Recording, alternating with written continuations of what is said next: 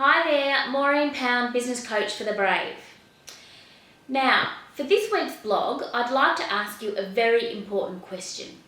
Do you sometimes avoid calling people? Now, not even necessarily cold calling, but even calling past or current clients or even leads people have given you. So if the answer is yes, then you're not alone.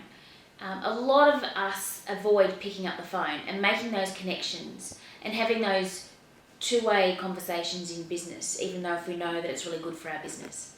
So today I'm going to talk about the why we avoid doing it, what exactly is stopping us, and then I'm going to share about how to overcome it.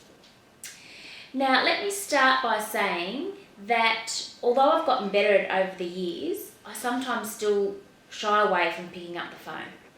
Now, I know what you're thinking, that, I'm a really confident person and, that it'd be unlike Maureen Pound to not be willing to pick up the phone. But honestly, sometimes I just avoid doing it. Although I must say that I've gotten much better than I once was. I remember about 11 years ago when I started my coaching business, someone had heard about me in the networks and this woman called. So she called me to ask for my services and I waited 5 days to call her back. So needless to say, the business went elsewhere. And rightly so. So that would never happen today. I feel that, I'm pretty good at ringing people back as soon as possible and I'm proactive in picking up the phone to build the business.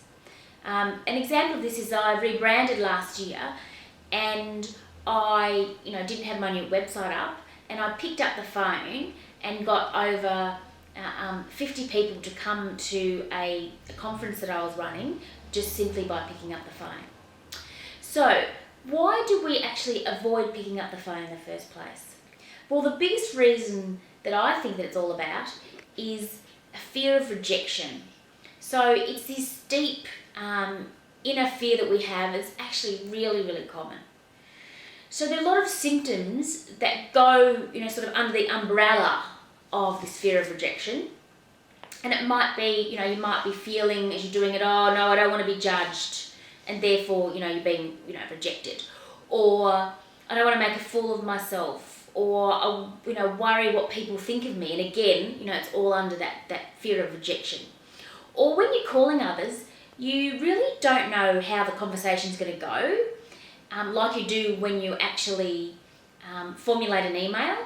So it's that fear of unknown and fear of losing control and it not going well, and therefore then once again rejecting you or your service. So can you notice a common thread to all that I'm saying, besides the idea of rejection? Well, if you have a think about it, you notice that it's all been about us, our fears, and not actually about the other person. What about the person that you're calling? So sometimes we actually just care too much about what other people think of us, when if the truth be known, they're probably not actually thinking that much about us at all. They're probably thinking most about themselves. So if you want to make picking up the phone easier, it's simple. Just stop making it about you. It seriously will take so much of the pressure off if you start making it about the person or the people that you're calling. So please start turning it around in your thoughts and in your conversations. So think to yourself, what are the benefits of me picking up the phone to the person that I'm about to call? So let's look at some practicalities and how can you do this? Well, here's an example. So if you're ringing current or past clients, why not ring them to see how everything is going and make it about supporting them? You may be able to help them help them by improving your product and service just by hearing what they have to say. Or you might be able to, through that conversation, be able to give them extra support or refer them to other people, and again, you're supporting them. Or you even may be able to be able to sell them something else through this conversation. But once again, you're starting the conversation, making it about them and not about you. So how else can you do it? How else can you make it about this other person? Well, putting yourself out there and sharing what you do with others can also be about supporting them. So my big question is, how can you help other people if they don't even know that you exist? So I feel strongly about this, and I actually think that you're being unfair by not picking up the phone. I'm not saying pick up the phone and do a hard sell, but engage with people you know on the phone and then share what you're doing with them. It can be as simple as having a chat about what they're doing and what they're up to, and then saying, is it okay if I share what we've been up to or what I've been up to? And then asking them if they know anyone who might need your help.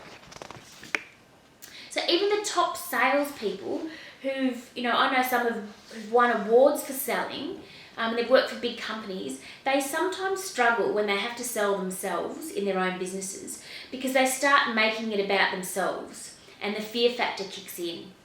And I've seen this many, many times. So don't let this happen to you. Stop making it about you and make it about helping others. So pick up the phone so you can help others today. It's your duty to do so. Help them and it will come right back at you.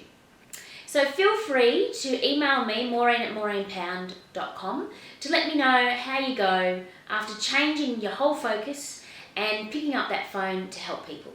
Until next time.